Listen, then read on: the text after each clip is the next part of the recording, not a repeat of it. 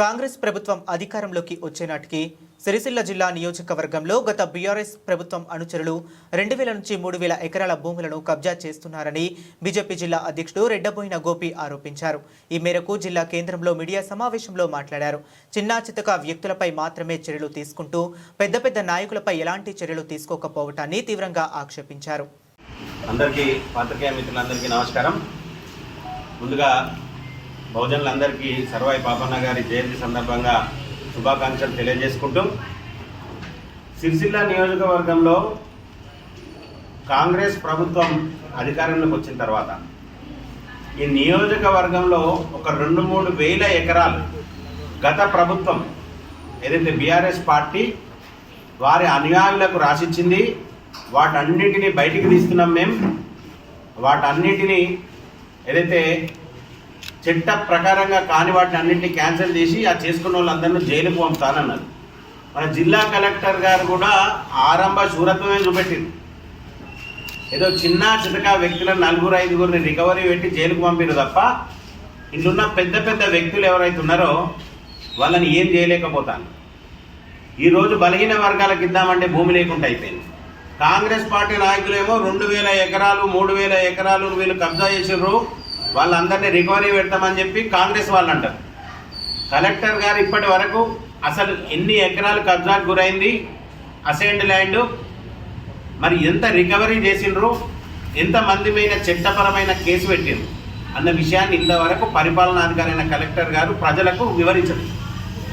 మరి ఏం జరుగుతుంది ఇక్కడ అన్నది తెలుసుకోవాల్సిన అవసరం ఉన్నది.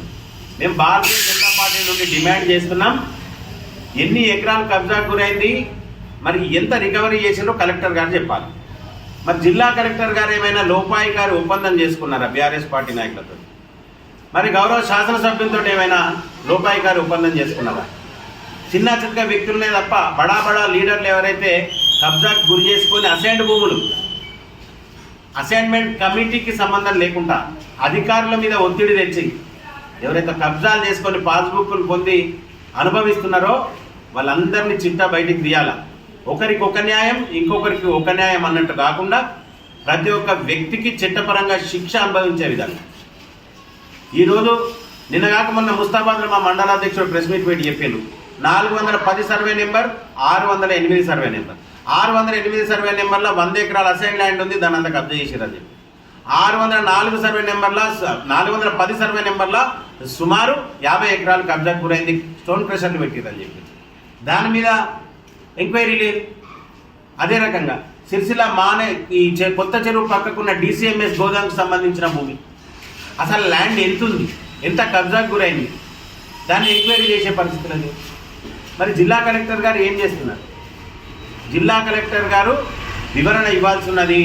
DCMS గోదాంకు ఎంత ప్రభుత్వ భూమి ఉన్నది, ఎంత కబ్జా గురైంది, ఎంత అందుబాటులో ఉంది, దానికి వివరణ ఇవ్వాలి. అదే రకంగా జిల్లా కలెక్టర్ గారు అసైన్డ్ ల్యాండ్ ఎంత ఉంది, ఎంత కబ్జాకు గురైంది, ఎవరెవరి పేరు మీద చర్యలు తీసుకున్నారు, మిగతా వాళ్ళని ఎందుకు ఆపుతున్నారు, పెద్దలకు ఒక రకంగా చిన్నలకు ఒక రకంగా వ్యవహారం చేస్తే భారతీయ జనతా పార్టీ ఊరుకోదు. ఇంకొక విషయం ఏంటంటే ఇప్పుడు కూడా మున్సిపల్ స్పెషల్ అధికారిగా కలెక్టర్ గారే ఉండి ఉంటారు. తప్పకుండా ఇక్కడ మున్సిపల్లో జరుగుతున్న లేఅవుట్ ల్యాండ్ల ఆక్రమణ, మున్సిపల్లో ఇంతవరకు ఎంత లేఅవుట్లు చేసిర్రు, ఎంత ల్యాండ్లు ఆక్రమించుకున్నారు, లేఅవుట్ ల్యాండ్లు ఏడున్నాయి, మరి ఎవరి ఆధీనంలో ఉన్నాయి, దాన్ని కూడా వివరణ ఇవ్వాల్సిన అవసరం జిల్లా కలెక్టర్ గారికి ఉన్నది. మరి ఈరోజు మేము సహకరిస్తామని ఎంతవరకు చెప్పినా కానీ మమ్మల్ని వాడుకునే పరిస్థితుల్లో జిల్లా కలెక్టర్ గారు లేదు.